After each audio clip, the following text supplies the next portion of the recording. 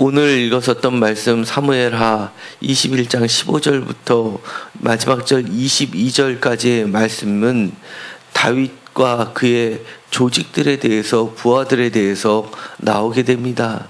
용사들의 활약상에 대해서도 소개를 하고 있습니다. 뿐만 아니라 뒤에 나오게 되는 23장 8절에서 39절에 나오는 보다 긴 다윗의 용사들의 명단, 그리고 다윗의 조직들에 대한 명단이 또한 나오게 됩니다. 그것도 같이 함께 이것을 보면 좋을 듯 합니다. 대칭 구조로 되어 있는데 이 23장 8절에서 39절까지의 이 조직이 보다 자세한 걸로 모아서 후대의 이야기로 보여지게 되고, 물론 23장 8절에서 39절에 소개되고 있는 것들 중에는 일부는 보다 다윗의 초기에 있었던 이야기가 소개되고 있는 것들이 물론 있습니다. 그렇지만 그 명단의 용사들 37명이라고 소개되고 있는 것은 보다 후대의 것으로 보이게 됩니다. 또한 역대기에도 많은 명단이 나오는데 거기에는 무려 23장 8절에서 39절보다도 열 몇 명이 더 많이 나와서 거의 50명에 가까운 명단들이 소개가 되고 있습니다. 그것은 보다 확장된 명단으로 보여지게 됩니다. 오늘 읽었었던 말씀 사무엘하 21장 15절에서 마지막 절 22절까지의 명단은 그렇게 많은 사람이 소개되어 있지는 않지만 보다 초기의 형태로 보여지게 됩니다. 먼저 두 부분으로 나누게 됩니다. 15절에서 17절까지, 그리고 18절부터 22절까지 두 부분으로 나누게 되어 있는데, 전체적으로는 이 거인족에 관련된 무용담들이 소개되고 있는 것이 특징이라고 할 수 있습니다. 먼저 15절부터 17절까지의 말씀을 보면 첫 번째 16절에 있는 거인족의 아들인 이스 비브 노비라는 사람에 대한 이야기, 두 번째 후세 사람 시프게가 거인족의 아들 삽을 쳐 죽인 이야기, 그리고 또 한 명은 골리앗의 아우라흐미를 죽였다라고 하는데 사실은 이 아우라흐미는 작은 글자로 되어 있고 골리앗을 쳐 죽인 이야기가 나오는데 그것은 바로 엘하난이라는 사람이 골리앗을 죽였다라고 소개를 하고 있습니다. 우리는 보통 다윗이 골리앗을 죽였다라고 되어 있는데 그만큼 이것은 초기의 자료로 보이게 됩니다. 근데 필사본 중에서 아주 오래된 사본은 골리앗을 죽인 자가 엘하난으로 소개되어 있고, 후대의 사본은 거기다가 아우라함이라고 삽입되어 있는 것으로 보아서 오히려 골리앗을 죽인 자가 오히려 더 오래된 것으로 기록이 된 듯 합니다. 그런데 우리는 다윗이 죽였는 줄 알았는데 엘하나는 인물이 골리앗을 죽였고 나중에 그것을 다윗에게 돌려진 것으로 보여지게 됩니다. 또 하나는 이 둘을 조합하는 견해들은 이 엘하나는 다윗의 또 다른 이름으로 주장하는 학자들이 있지만 그것은 보다 신뢰성이 떨어지는 견해로 많이 받아들여지지 않고 있습니다.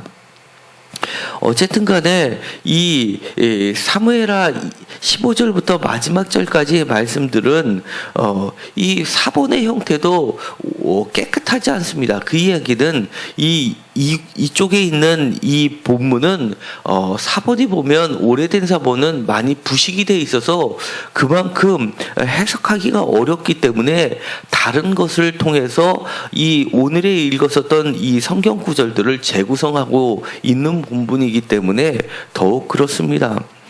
또 마지막으로 소개되고 있는 사람이 거인족인데 손가락과 발가락이 각기 6개씩 24개의 존재되고 나와 있는데 이 형태의 거인족의 이야기는 많은 전승이 있기 때문에 이것은 실제로 있었던 인물로 보여지게 됩니다.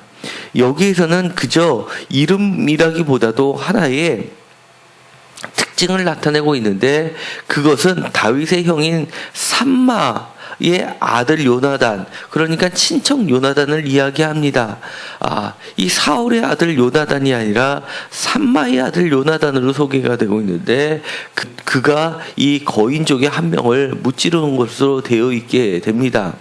다윗이 골리앗을 죽였다라고 했을 때는 골리앗의 형제들 또는 거인족의 아들들의 이야기 모두 5명이 소개가 되고 있습니다.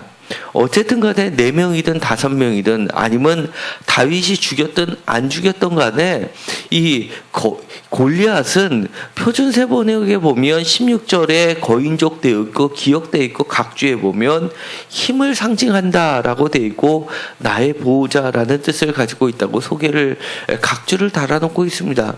그러니까 이 골리앗이라는 것은 어떻게 보면 힘을 상징하는 장대한 사람들을 나타내는 일반 명사로도 소개를 하고 있다는 것입니다.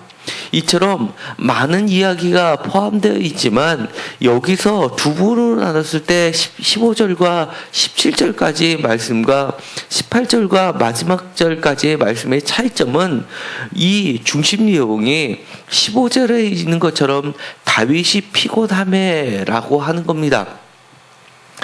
다윗이 피곤해서 이 골리앗을 또는 거인족이라고 한 거인족의 아들을 무찌를 수 없고 질 수밖에 없는 상황 속에서 이들을 도운 사람으로서 이 수리아의 아들 아비새를 소개하고 있다는 겁니다.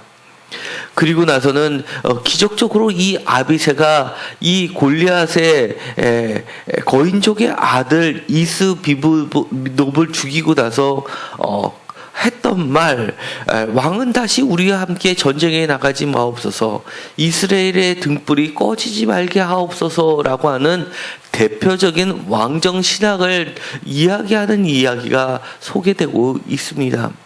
그럼으로써 다윗이 그 이후부터는 큰 전쟁에 나가지 않은 것을 소개해주고 있습니다.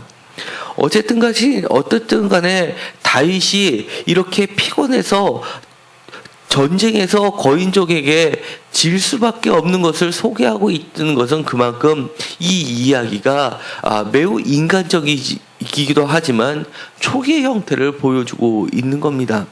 우리가 신앙생활을 할 때는 많은 사람들이 생각할 때 하나님이 함께 하심은 언제나 무용담처럼 이기는 이야기만 전해 내려온다고 생각하지만 성경은 이 좋은 점과 나쁜 점 그리고 기적적인 방법과 매우 인간적인 모습들을 모두 다 그대로 싣고 있다는 겁니다. 이처럼 다윗이 실패할 수밖에 없는 상황, 죽을 수밖에 없는 상황도 그대로 싣고 있는데 하나님의 놀라우신 방법은 그의 주변에 이렇게 돕는 자를 붙여주셨다는 겁니다. 우리가 정말 생명의 등불이 꺼지는 순간이 다가올 때 하나님께서는 우리를 사랑해 주셔서 우리 주변에 항상 이렇게 돕는 자를 붙여주신다는 것을 기억하시기 바랍니다. 하나님께서는 기적적인 방법으로 어쨌든 간에 우리가 죽을 수밖에 없는 상황을 건져주시고 이기는 상황으로 바꿔주시는 그런 분이신데 이렇게 오늘도 다윗은 아비새를 통해서 전쟁에서 승리하게 되게 됩니다.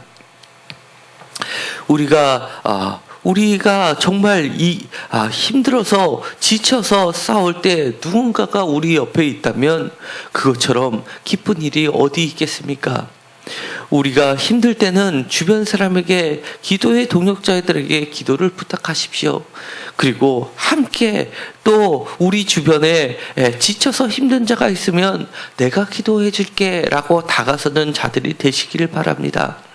정말 기도의 삼겹줄이 되어서 같이 끝까지 우리 앞에 놓여지는 골리앗 거인족의 아들 같은 자들을 이길 수 있게 되기를 간절히 소망합니다.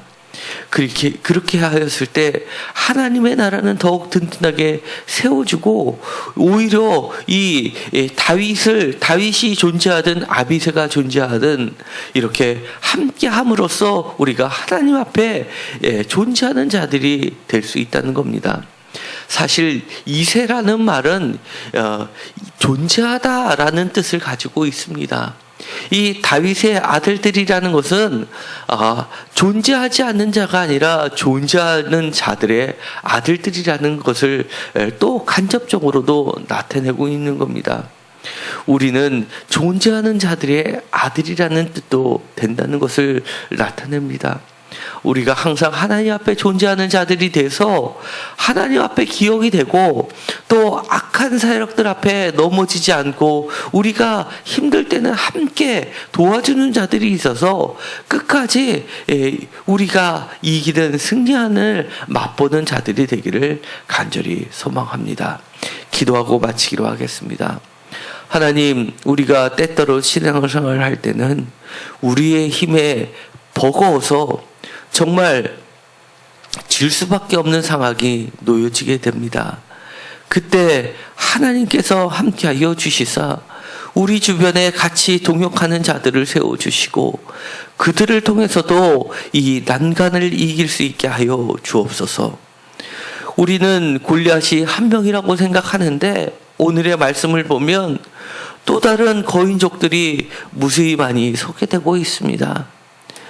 하나님, 함께하여 주시사 커다란 장벽을 이겼는데도 불구하고 또 다른 장벽이 내 앞에 존재하게 되고, 그 장벽도 우여곡절 속에서 이겼는데도 불구하고 또 다른 장벽이, 또 다른 거인이 우리 앞에 놓여 있다 하더라도 우리가 포기하지 않게 하여 주옵소서. 하나님이 포기하지 않은 한 우리가 먼저 포기하는 일이 없게 하여 주시옵시고, 하나님을 의지하면서 함께 기도해서 그 모든 난간들을 이겨나가는 자들이 되게 하여 주옵소서. 우리가 하나님 앞에 늘 존재하는 자로 살 수 있게 하여 주시옵시고, 우리가 하나님 앞에 늘 눈동자처럼 지킴을 받는 자들이 되게 하여 주옵소서. 기도가, 예배가 그 어떤 것보다 강력한 무기임을 기억하게 하여 주시옵시고, 우리가 날마다 하나님 앞에 아뢰면서 이 모든 영적인 것만 아니라 삶의 전쟁터, 실질적인 전쟁터에서도 승리할 수 있게 하여 주옵소서. 예수 그리스도의 이름으로 기도드렸습니다. 아멘.